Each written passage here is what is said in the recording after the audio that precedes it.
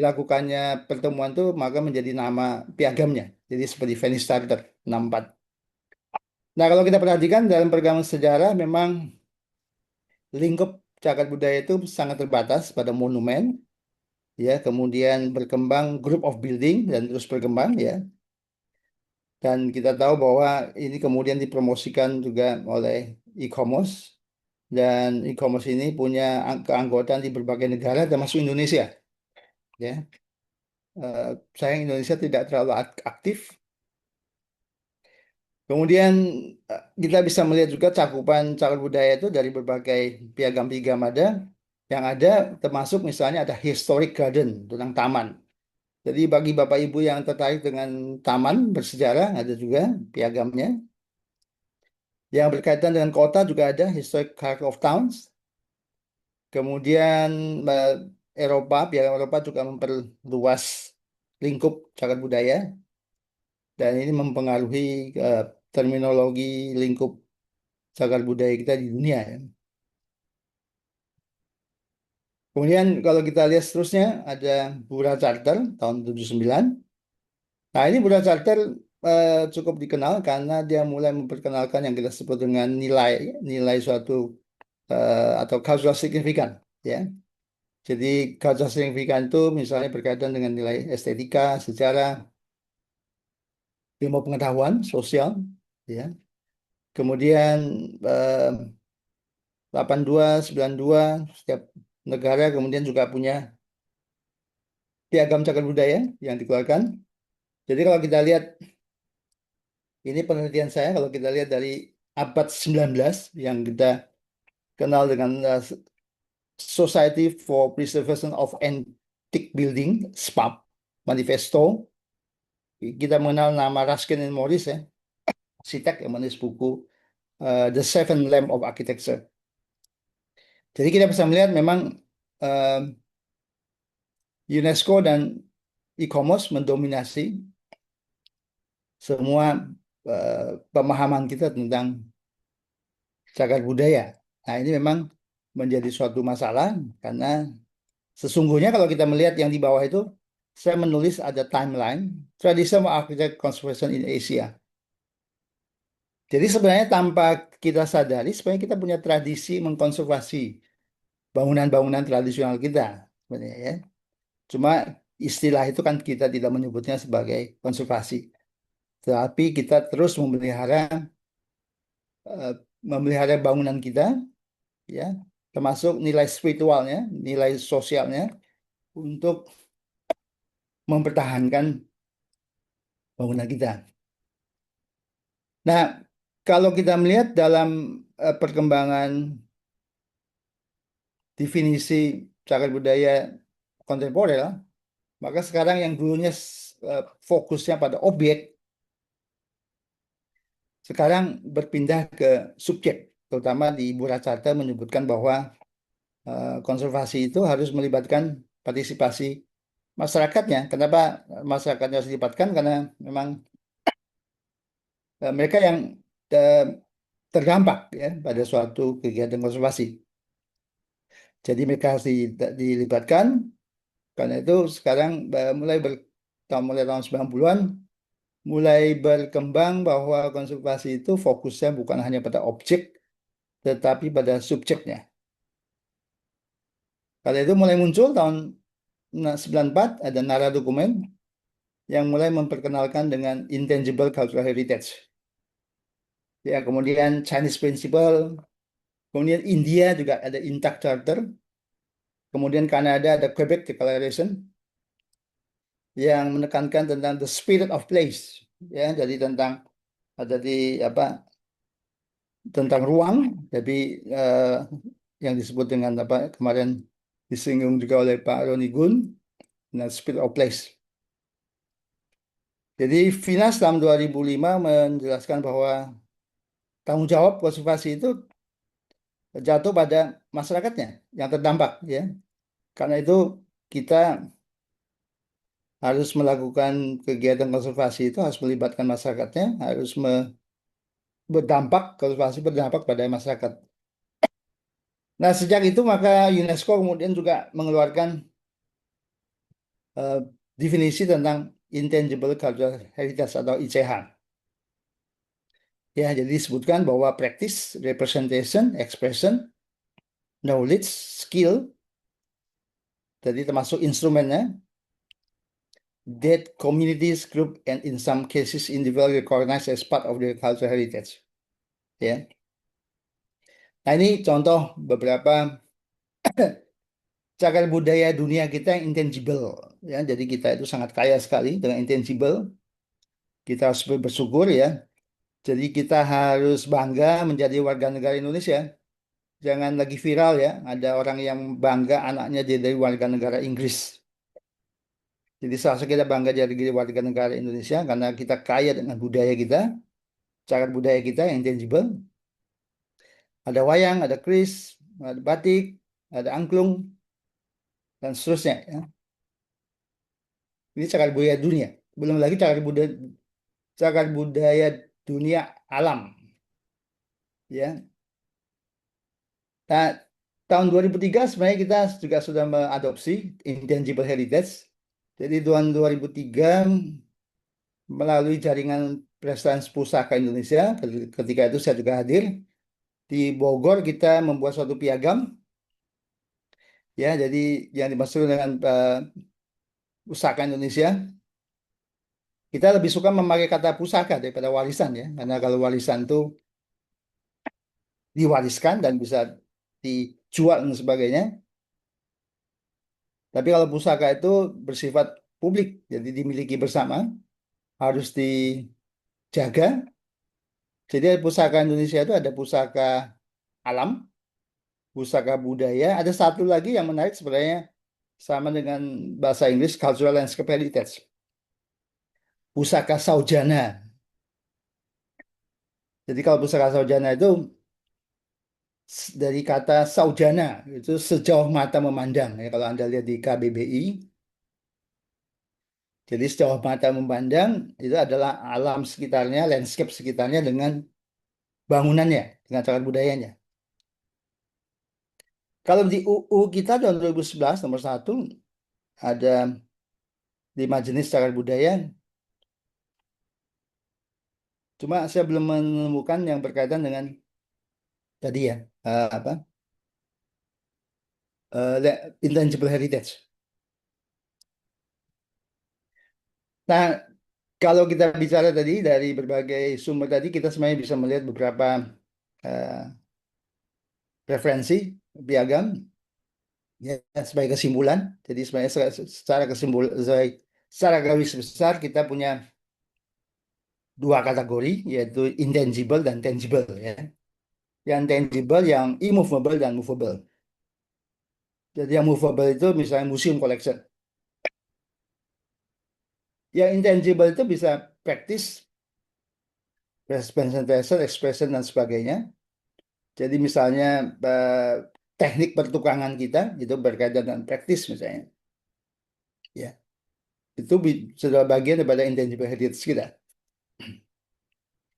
Yang kedua saya akan bahas tentang konservasi. Jadi teori konservasi kalau kita lihat sebenarnya dari awal tahun 31 di Eton Charter, Piagam Eton, itu sampai ke Venice Charter, kemudian juga UNESCO tahun 76. Kita belum mengenal istilah konservasi ya. Jadi istilah konservasi itu pada awal-awal kita hanya mengenal tentang original material, tentang protection, ya. Jadi tidak ada dalam teori klasik tidak ada istilah konservasi pada waktu itu. Yang ada tiga hal yang kita pahami pada waktu itu. Ada istilah restorasi. Ini contoh The Forum di Roma ya di konservasi. Jadi tahun 2005 kemarin saya lihat bisa kita lihat ya. Itu yang warnanya hitam dengan warna yang lebih terang ya. Jadi warna lebih terang itu warna ba- material baru yang dikonservasi. Sorry. Ada restorasi, preservasi, dan rekonstruksi. Nah, rekonstruksi ini dalam konteks pada waktu itu banyak perang dunia, waktu hasil perang dunia ke-1, banyak bangunan yang hancur, maka kemudian dilakukan rekonstruksi. Kalau kita lihat ke masa kini, terutama Buddha Charter ya, kemudian juga ada seorang tokoh di bidang kelestarian, namanya Velden. Sorry, saya minum sebentar, Bu.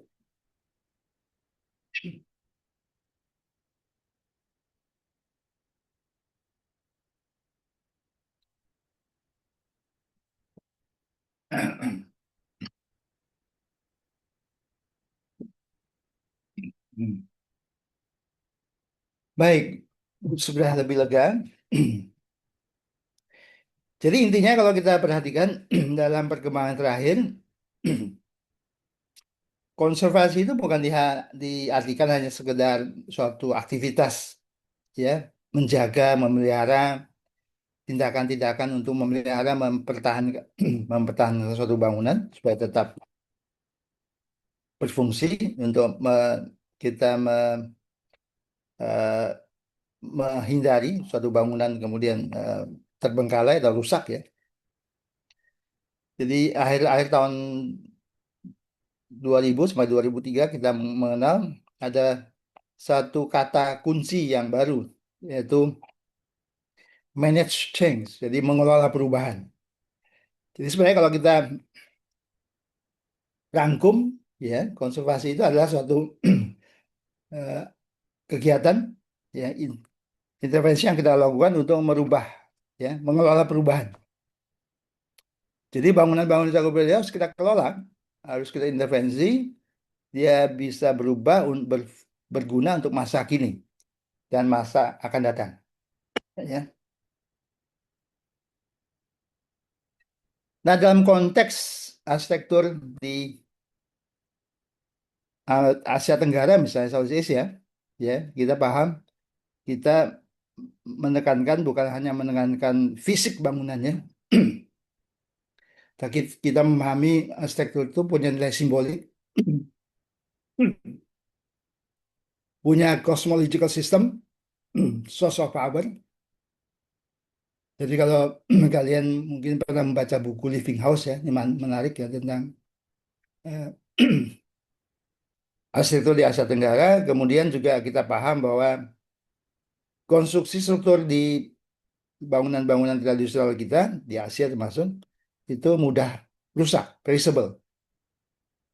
Karena itu sistemnya juga dipasang dibongkar ya, dismantling dan assembling. Dengan kata lain, sebenarnya keaslian materialnya hilang. Jadi bangunan itu kan karena kayu di karena iklim, karena panas hujan, kemudian dia harus diganti setiap saat, setiap waktu diganti yang baru. Jadi sebenarnya kita tidak mengenal, boleh katakan, konservasi atau melestarikan materialnya, ya. Ini contohnya ya. Jadi ini yang saya sebut dengan tradisi konservasi. Jadi di ISE Shrine di ISE aku Shrine ini setiap 20 tahun dia ganti. Sebelum bangunan lamanya dirobohkan, bangunan barunya dibangun dulu. Persis sama. Kenapa mereka lakukan? Karena mereka ingin melestarikan bukan fisiknya, tapi mereka melestarikan craftsmanship-nya, teknik petukangannya, termasuk ritualnya. Ya. Nah ini sama juga kasus di Indonesia, ada di Cirebon, di Memayu, di Trusmi. Jadi Bapak Ibu yang mungkin berminat dengan batik, terkenal dengan batik Trusmi ya. Jadi di Trusmi ini ada tradisi mengganti atap sirap dari atap jati itu di di bangunan utamanya itu pundennya. Kemudian ada atap welit ya, diganti setiap tahun. Tapi kalau atap sirapnya itu diganti setiap 8 tahun. Mengikuti siklus kehidupan dalam budaya Jawa, ya, filosofi Jawa. Seperti kalau di Feng Shui di masyarakat Cina juga ada kata-kata angka 4 itu kan tidak dihindari. Jadi ada lahir, remaja, pemuda, tua, sakit, dan mati. Jadi 4 itu mati, karena siklus 8 tahunan. Jadi yang dipreservasi kalau kita perhatikan atau yang dikonservasi adalah eh, tradisinya, kepercayaan, ritual, termasuk dari eh, ke eh, interaksi sosial masyarakatnya. Jadi masyarakatnya terlibat. Yang dipentingkan bukan objeknya, tapi yang dipentingkan subjeknya, ya, people ya. Jadi kalau kita ringkas, jadi kita paham bahwa sekarang sebenarnya selain ada klasik teori dan contemporary teori, tapi ada juga yang kita sebut dengan another school of thought, yaitu tradisi konservasi tadi yang saya sampaikan. Baik, kita masuk ke topik yang ketiga adalah intervensi dan prinsipnya dalam konservasi. Ini ada buku tentang arsitek Esturgi. Dia berpraktek di Surabaya dulu ya. Jadi ada bukunya tentang karya-karyanya. Ini hasil apa? Hasil kerjasama dengan Pauline Rosmalen dari Belanda. Dapat dana dan hibah dari kedutaan Belanda. Nah, kalau kita bicara tentang prinsip konservasi, prinsip utama dalam konservasi kita sebut dengan authenticity atau otentisitas. Jadi awalnya authenticity ini sebenarnya pada masa abad ke-18 ya kita melihat banyak orang-orang bangsawan pada waktu itu mengkoleksi barang-barang antik ya, dan mereka yang yang nilainya tinggi kan tentu yang original ya, bukan yang palsu. Karena itu mereka harus menguji bahwa eh, barang yang dia beli itu asli ya. Karena itu mulai ya, istilah otentisitas itu muncul pada saat itu. Tentu ini dalam kasus barang-barang seni yang sifatnya statis ya akan berbeda dengan bangunan. Kalau bangunan itu berkembang, ada kita sebut dengan eh, S ori- apa, original moment ketika bangunan dibangun, existing moment ketika bangunan kita katakanlah kita survei, kita dokumentasi di antara dua masa ini ada perubahan-perubahan terus, ya. Nah perubahan-perubahan tersebut sebenarnya harus kita hargai, ya. Jadi authenticity itu bukan tidak sama dengan original ya. Authenticity itu sebenarnya berkaitan dengan bagaimana kita secara fakta jujur menyampaikan apa yang terjadi dalam satu bangunan cagar budaya.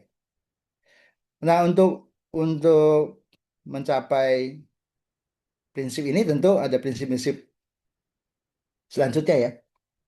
Nah dalam perjalanan sejarah kita mengenal ada beberapa jenis intervensi dalam konservasi dan juga prinsipnya. Tentu pada waktu itu belum ada istilah authenticity. Jadi misalnya Emmanuel Villard-Ledac ini tahun 1814 dia pernah merestorasi suatu bangunan gereja. Jadi yang sebelah kiri kalau Anda perhatikan menaranya rusak, kemudian dia restorasi, dia kembalikan ya eh, ke bentuk aslinya. Nah, restorasi ini sebenarnya ditentang oleh kelompok lain ya. Jadi kelompok lain, oh ini contoh ya, sorry. Ya, sebelum ke sana, ini contoh-contoh restorasi yang dilakukan di Indonesia, misalnya Prambanan. Jadi kita bersyukur bahwa sudah direstorasi seperti kondisi sekarang, bisa kita nikmati, ya. Tidak seperti ketika ketika existing conditionnya berupa reruntuhan. Yang sekarang kita nikmati adalah hasil konservasinya. Kondisi aslinya seperti apa? Original original state-nya kita tidak tahu sebenarnya. seperti apa. Ya, jadi ini memang interpretasi dari para eh, arkeolog. Nah, jadi saya katakan Pak Pak intervensi yang pertama berkaitan restorasi itu ditentang oleh SPAP, ya, Society for the Preservation of Ancient Building Manifesto. Mereka mengatakan kalau Anda menemukan bangunan reruntuhan seperti ini disebut dengan existing condition-nya, ya udah, itu yang dilestarikan. Makanya istilahnya preserve the original fabric and ruin. Nggak boleh apa-apakan. Nah, ini sebenarnya yang dianut oleh para arkeolog, ya. Jadi para arkeolog memang ketika menemukan reruntuhan, ya udah di preserve, paling-paling dibersihkan dan sebagainya. Maka muncul prinsip intervensi minimum. Jadi intervensinya minimum sekali karena kita harus mempertahankan, melestarikan kondisi aslinya. Jadi kondisi reruntuhan seperti ini tidak boleh diapa-apakan. Jadi bertentangan tadi dengan restorasi. Kemudian pada tahun 30-an ada pertemuan pertama di Athena yang kita kenal dengan Piagam Athena. Ini dalam konteks banyak bangunan-bangunan di Eropa itu rusak karena perang, ya. Karena itu di bangunan-bangunan yang rusak itu direkonstruksi. Ada bagian-bagian hilang kemudian ditambahkan sehingga mereka memperkenalkan material baru. Nah, prinsip ini kemudian ketika intervensi dilakukan, rekonstruksi, prinsip yang harus dipegang adalah yang kita sebut dengan recognizable as a new. Jadi, material itu yang bukan asli harus dikenal bahwa itu adalah baru. Ya, jadi seperti ini kalau kita melihat eh, beberapa contoh bangunan-bangunan yang di ada intervensi itu eh, gedung DPR di Jerman atapnya sudah hancur kemudian direkonstruksi kembali dan dengan prinsip recognizable dengan material yang baru, teknologi yang baru. Kemudian kita juga lihat di Venice Theater sama pada kondisi yang sama, ada rekonstruksi karena hasil Perang Dunia Kedua. Dan pada saat itu sudah mulai prinsip yang kita sebut dengan scientific method. Jadi apakah suatu material itu asli apa tidak harus dilakukan secara saintifik, ya. Misalnya tes dilakukan pengujian di laboratorium. Nah, ini contoh rekonstruksi Borobudur. Jadi kalau kita perhatikan stupanya itu ditambah, ya. Jadi itu penambahan yang memang itu interpretasi, ya. Jadi persisnya tentang original state, kondisi aslinya seperti apa kita nggak tahu. Tidak ada gambar soalnya. Kemudian ini yang pertama, yang kedua kemudian diputuskan bahwa catranya dilepas. Jadi yang paling stupa yang di atas itu dilepas karena kita tidak tahu persisnya seperti apa. Yaitu keputusan dari para ahli konservasi ketika dilakukan eh, rekonstruksi. Jadi yang kita nikmati sekarang adalah hasil konservasi, ya, bukan kondisi existing. Kondisi existing dari reruntuhan. Kondisi aslinya seperti apa kita nggak tahu. Ya, kita hanya bisa melihat dari tipologi mungkin, kemudian kita menginterpretasikannya sehingga hasilnya seperti ini. Nah, soal jadi yang material baru, kalau kita merekonstruksi ada material baru, gimana kalau misalnya kalau dia bukan bangunan tapi hanya seperti batu, ini di Candi Borobudur, ya, ketika saya mengunjungi Candi Borobudur, Anda harus tanya guide-nya. Kalau nggak tanya guide-nya, Anda tidak akan tahu. Ternyata untuk untuk menandakan bahwa sesuatu material itu baru, kemudian diberi tanda. Ini diberi tanda timah, pin timah, dimasukkan di batunya. Jadi prinsip tadi recognizable as a new harus dipegang.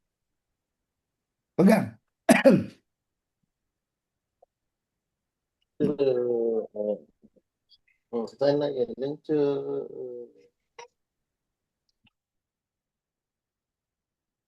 Ya, baik. Jadi yang kedua ini contoh yang lain.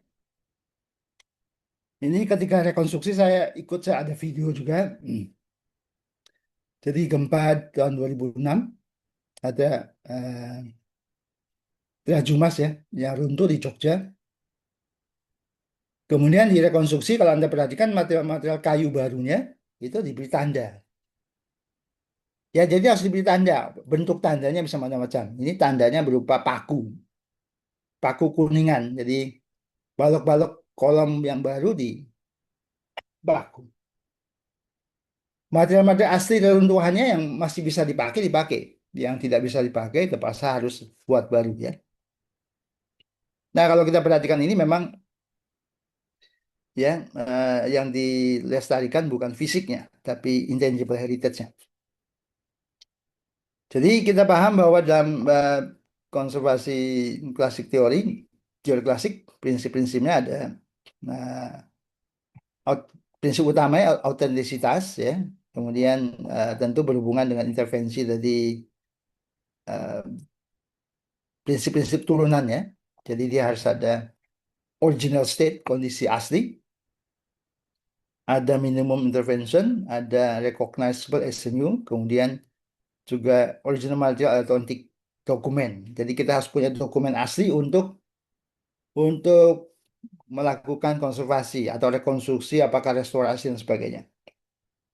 Kalau tidak ya berarti kita ngawur. Baik, ini kemudian ini contoh saja bahwa kita pernah melakukan konservasi di Java Sebang. Ini dokumen aslinya. Kalau Anda perhatikan pintunya sebelah kiri ada nama Java Sebang ya. Sebenarnya ini bangunan tahun 1910 ya. Bangunan aslinya ada yang di atas ya. Yang 1828. Jadi Java Sebang ini dibangun pada era liberalisasi. Ini supaya eh, sama polanya dengan stasiun Semut ya. Ketika era liberalisasi maka ada pembangunan perkembangan ekonomi maju, stasiun Semut mulai dibangun sama seperti Java Sebang. Nah, kalau kita berbicara tadi tentang prinsip utama authenticity, gimana kemudian harus kita uji, maka ada dua teori ya yang bisa dipakai. Yang satu estetik teori atau kita sebut soft science, ya. Yang satu scientific theory. Ya, jadi kita harus yang kita sebut juga hard science. Jadi soft science itu bisa kita melihat dari original dokumennya, ya, dokumen sejarah dan sebagainya. Nah, ini contoh. Jadi kalau kita melihat original dokumennya, dokumen aslinya, kita tahu bahwa dulu dulu pintunya ada sebelah kiri. Karena itu ada nama Java Sebangnya. Nah, pada waktu kita temukan, kita survei existing conditionnya, itu tulisan Java Jepangnya hilang. Tapi kita yakin bahwa kalau kita lihat dari original dokumennya, tulisannya ada. Karena itu kita mencoba, kita kupas, ya, kita ekskavasi, kupas, kemudian kita menemukan bekas tulisannya. Karena itu kita restore, kita restorasi. Dan contoh foto yang di bawah, yang paling kiri, itu menunjukkan hasil eh, restorasinya, tulisan The Java Sebangnya. Ya, ini soft science.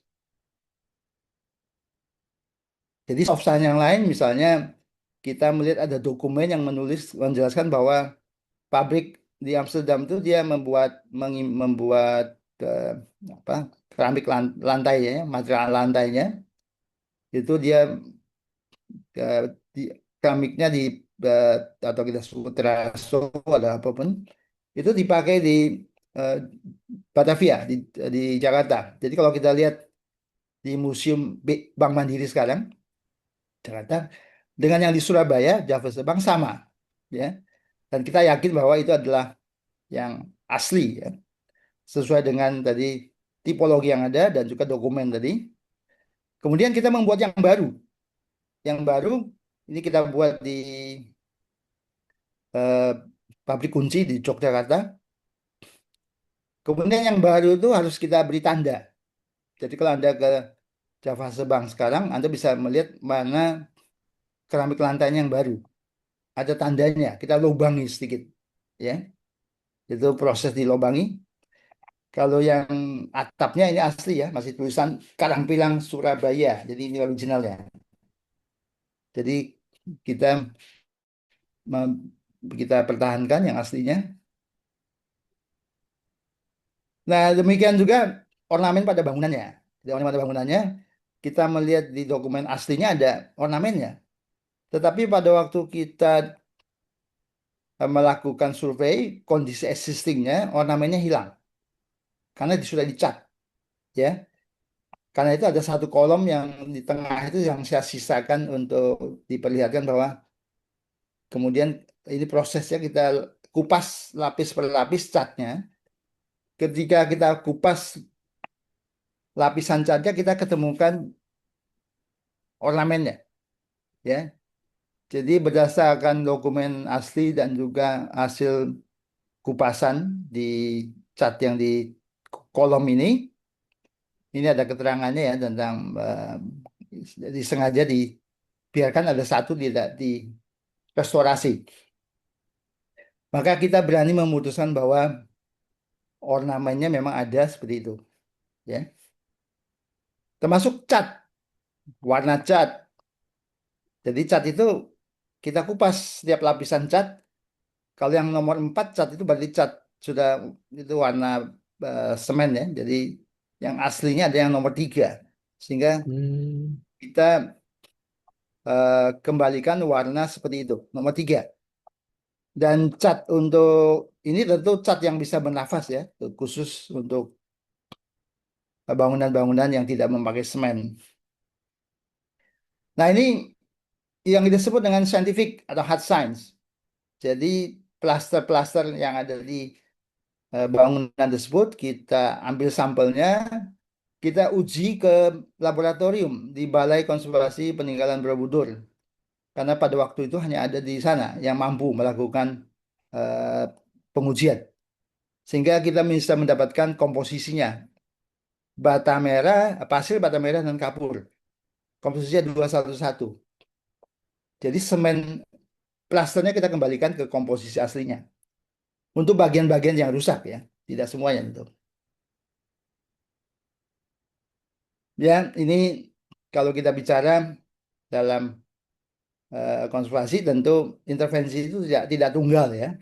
Ada yang kita preserve, yang asli, macam aslinya. Ada yang kita restorasi karena ada sedikit yang rusak.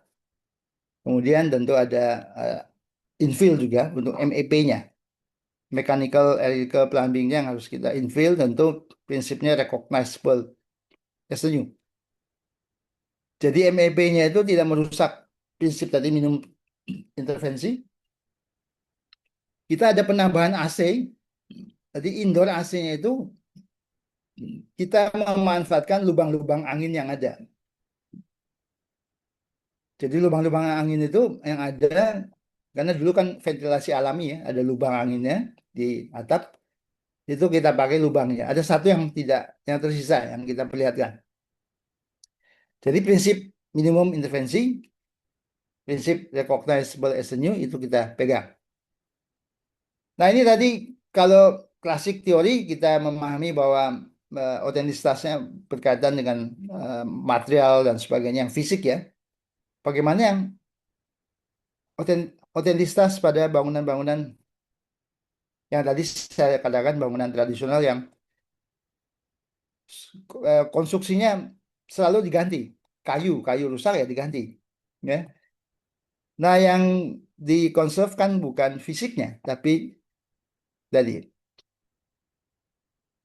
pertukangannya, ritual-ritual spiritualnya. Jadi kalau kita melihat Raja Mas ini ketika direkonstruksi, setiap itu ada ritualnya. Ketika kolom didirikan, kolom itu dilobangin, kemudian diberi didoakan, ada benda yang didoakan, kemudian dimasukkan dalam kolom. Ketika eh, balok utamanya dipasang juga begitu, ada ritualnya. Jadi otentitasnya ada di mana? Ya ada di master buildernya. Jadi kepala tukangnya. Ini Pak Petrus ya, ini kepala tukang dari keraton. Ini yang paham tentang konstruksi dan juga eh, ritual. Jadi itu. Ini yang kita eh, lestarikan, yang kita conserve. Baik, yang terakhir tentang intervensi, adaptive reuse dan infill. Ya, jadi kalau kita bicara infill, bangunan-bangunan baru, sebenarnya ada beberapa rekomendasi yang sudah menjadi acuan kita, pegangan kita. Misalnya UNESCO tahun 76 itu menjelaskan tentang kalau Anda menambahkan bangunan baru, new building, prinsipnya harus harmonis. Harmonisnya dalam hal spatial organization, ya, kemudian kita juga harus melakukan urban context analysis. Berkaitan dengan apa? Berkaitan dengan karakter kawasannya, karakter bangunannya. Apakah ada dominant features? Ya, dan secara detail disebutkan supaya harmonis berkaitan dengan ketinggian, warna, material, bentuk, fasadnya, atapnya, besaran bangunan, volume bangunan, proporsinya, posisinya. Itu jelas ya. Ini bisa jadi pegangan. Jadi kalau kita bicara soal spatial organization, itu kemudian ini yang dibahas oleh Pak Roni kemarin ya tentang morfologi. Saya hanya memberikan penjelasan aja tentang morfologi, contoh morfologi di kota Surabaya, di kota tua. Kemarin ada pertanyaan dari Pak Doli, oh salah. Apa yang persisten? Jadi dalam teori dan dalam praktek yang persisten itu adalah elemen blok, ya, blok dan pola jalannya. Jadi ini contoh di kawasan eh, kantor gubernur itu kita bisa melihat dulu ada keraton Kanoman dan Kesepuhan Surabaya. Jadi Surabaya waktu itu punya keraton ada dua, yang Sepuh dan Kanoman ada dua, tapi kemudian ini dari peta 1821 ya. Tapi kemudian oleh Sultan Agung ketika ke Jawa Timur dihancurkan. Sultan Agung waktu itu tahun 1825. Nah, kalau kita perhatikan bangunannya hancur, fungsinya hilang, berubah fungsi jadi kantor gubernur.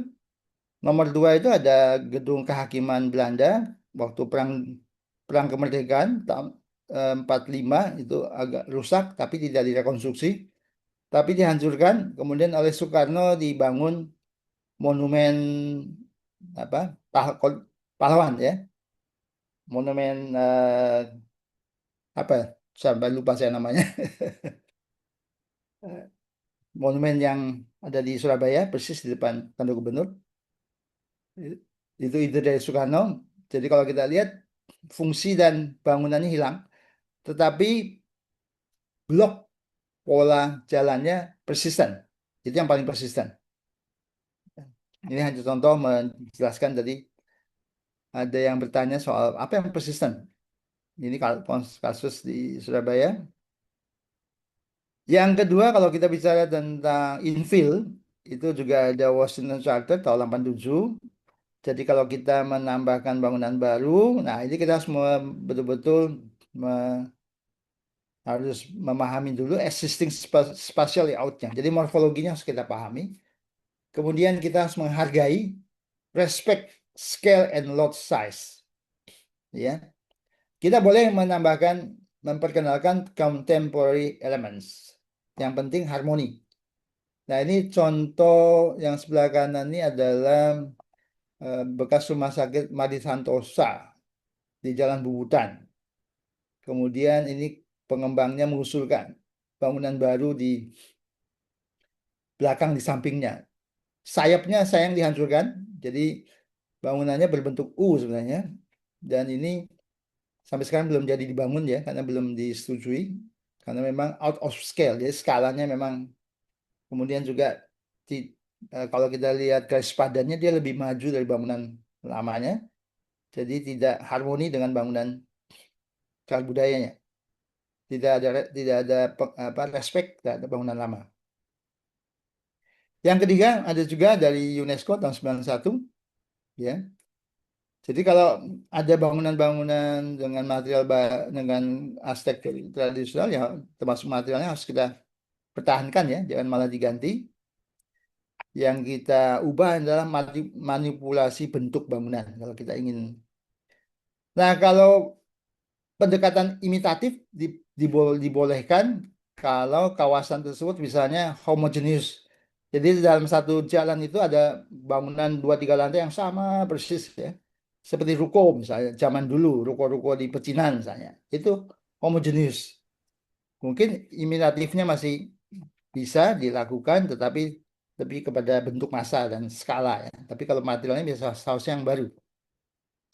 Nah, ini contoh-contoh prinsip-prinsip infill secara eh, detail. Ada beberapa termasuk dari Brolin, Catherine K. ini dari Bank Dunia, Elizabeth Fine ini menulis tentang Streetwise Asia. Jadi intinya sebenarnya sama, lebih detail, skala, tinggi, bahan, warna, komposisi, proporsi, garis padan. Nah, baru-baru ini tahun 1999, Bulan Charter juga menerbitkan ada tambahan artikel 22 tentang New Work. Jadi kalau kita ada tambahan yang baru, pekerjaan baru, bangunan baru, kita harus merespek, harus menghargai, ya. Dan harus ada minimal impact. Nah, perlu menjadi catatan kita bersama bahwa adaptive reuse, adaptation sebagai salah satu dalam intervensi konservasi, ya. Jadi intervensi yang paling minimum itu kan maintenance. Jadi makin ke bawah itu makin maksimum. Makin minimum itu yang maintenance, preservation, restorasi, rekonstruksi, adaptation. Nah, adaptasi itu kan Anda bisa menambah sesuatu, bangunan, Anda bisa menambah bangunan baru atau elemen baru, bisa di interior, bisa di eksterior, ya. Jadi dengan kata lain, adaptation itu satu kesatuan dengan infill, ya. Karena itu dalam konteks konservasi, makanya infill itu harus menghargai, harus memegang prinsip-prinsip konservasi tadi.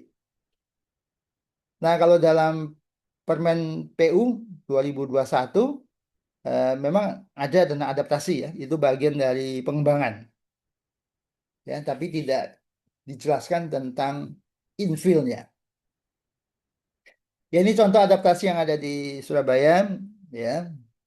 Ini bekas Bir Bintang di Jalan Ngagel, ini bekas dulu Museum Tantular, aslinya sebenarnya rumah eh, Officer Bank Java Zebang, kemudian dipakai untuk perpustakaan BI. Ini kalau kita perhatikan prinsip recognizable, penambahan bangunan-bangunan baru, kita bisa melihat, ya. Jadi eh, dengan material baru, perlu kita pahami bahwa bangunan itu representasi dari masanya. Ya, jadi kita harus, kalau kita bangun sekarang, ya harusnya memakai material teknologi sekarang saat ini. Ini juga contoh, ada bangunan lamanya di bawah, bangunan barunya di atas. Kita bisa melihat bahwa walaupun dia lebih tinggi di atasnya, tetapi dia lebih transparan karena materialnya. Kemudian dia lebih mundur sedikit. Jadi bangunannya lebih mundur sedikit dari bangunan lamanya. Dia menghargai, merespek bangunan lamanya. Kemudian kalau kita lihat interiornya, ini prinsip infill. Jadi yang kita sebut dengan recognize as a new. Semua MEP itu harus diekspos. Jadi kita mengurangi dampak pada bangunan. Jadi prinsip intervensi minimum. Jadi diekspos semua. Malah kalau dibuat rapi bagus, ya, seperti itu. MEP-nya, di interiornya ini juga bekas gas. Kemudian dibuat bawahnya, di dalamnya jadi apartemen, ya. Ada penambahan baru bangunan apartemennya. Kalau kita lihat walaupun bangunannya lebih tinggi, tapi dia buatnya lebih slim, lebih tipis sehingga dari skala bentuk yang lama lebih dominan, ya. Tetap menghargai yang lama. Ini juga bangunan lama di bawah, bangunan atas di atasnya. Kalau kita lihat, jadi bangunan barunya lebih mundur, bangunan lama barunya, lamanya lebih menonjol tetap. Ini secara struktur juga menarik. Dia memakai apa super super structure, super beam. Kemudian kalau kita perhatikan tetangga kita sebenarnya juga ada eh, ininya, ada guideline-nya, pedomannya untuk konservasi berkaitan dengan new extension, ya, reconfiguration. Jadi kita boleh menambah sesuatu yang baru dan konteks di Singapura karena lahannya mahal maka intervensinya memang ke atas ya, intensification ke atas. Nah, ini contoh yang lain, ya ini karya dari eh, Norman Foster, ya dan dia juga punya karya di Hong Kong Shanghai. Itu di Hong Kong Shanghai juga di kawasan cagar budaya ya. Jadi ya, dia membuat juga memegang prinsip-prinsip ya, memegang prinsip tadi recognizable as a new. Nah, kalau di Surabaya gimana? Atau Malang? Di Malang ada satu contoh Hotel Alimar. Jadi ada bangunan satu rumah tinggal tua, jadikan adaptive reuse. Kemudian kiri kanannya ada penambahan hotel. Kemudian antara dua sayapnya dihubungkan dengan satu elemen yang ringan, elemen kaca, sehingga walaupun dia lebih tinggi, kita bisa melihat bangunan aslinya masih tetap nonjol. Ini di Surabaya juga ada, kita lihat ada cafe, itu juga homestay sebenarnya, ya. Jadi yang tinggi itu homestaynya, yang bangunan rumah tinggal aslinya jadi kafenya. Jadi kita bisa melihat material yang berbeda, bentuk massa yang berbeda. Nah ini yang lain di Dresden Military Story, ini nanti minggu depan akan saya bahas lebih detail. Bentuknya kan cukup ekstrim ya, bentuk tajam segitiga gitu. Berbeda bentuk masanya dengan masa horizontal yang memanjang bangunan cagar budayanya. Ya, ini menjadi pertentangan. Kenapa jadi pertentangan? Tentu ada suatu design intention, constructed. Nah ini contoh yang lain di Jakarta. Ini contested karena dia distorsi. Tidak ada penghargaan pada bangunan cagar budayanya. Kalau Anda bisa melihat hotel di keliling di atasnya, ya, skalanya, proporsinya, ini bahasa kasarnya kok seperti bangunan lamanya dan dalam tanda petik diperkosa gitu ya, dikangkangi gitu ya. Nah, ini di Surabaya, mana yang baru, mana yang lama? Kalau orang Surabaya mungkin tahu yang lama mana yang baru yang mana, ya. Karena kalau kita lihat ini copy paste. Jendelanya bentuknya sama, bentuk atapnya sama, warnanya sama, materialnya sama, copy paste. Ya. Jadi ini penutup konklusi kita, kesimpulan kita, how far can we go? Ini seperti iklan rokok, itu how low can we go? Ini how far can we go? Ya. Perubahan-perubahan yang kita lakukan, adaptasi yang kita lakukan pada suatu bangunan cagar budaya, sejauh mana? Sejauh mungkin bisa kita lakukan, sejauh kita memegang tadi prinsip-prinsip konservasi tadi. Prinsip utamanya yang berkaitan dengan authenticity, kemudian ada prinsip turunannya, intervensi minimum, reversible, recognize as a new. Ya, ini ada satu yang reversible ya. Reversible itu kalau kita material aslinya kita tutupi dengan material yang baru, material baru itu tidak merusak material lamanya ketika nanti kemudian kita melepasnya lagi. Misalnya lantai aslinya kemudian kita tutup dengan parkit, rest floor, itu yang assemble ya, bisa dibuka, bisa dilepas, tidak merusak aslinya. Itu prinsip, sebenarnya memegang prinsip intervensi minimum. Baik, sekian dan terima kasih. Nanti minggu depan kita membahas yang kelima, research documentation, contested and constructed. Terima kasih, Bu Arum. Saya kembalikan waktunya. Ya, terima kasih Pak Timothy Chin. Wah, ini harusnya jadi ini ya pembuka yang menarik tentang penyikapan kita terhadap bangunan-bangunan cagar budaya dan prinsip-prinsip yang harus kita terapkan nih, eh, yang nanti mudah-mudahan bisa dipraktekkan dengan baik pada saat workshop. Dan yang nanti juga pada saat workshop nih, Pak Tijin pasti akan mengawal terus ya Jadi tim-tim kelompok-kelompok yang akan terlibat di kegiatan workshopnya bisa berguru langsung, ketemu langsung di kesempatan luring itu gitu ya dengan Pak Tijin. Oke, untuk selanjutnya tanya jawab akan saya beri kesempatan di akhir.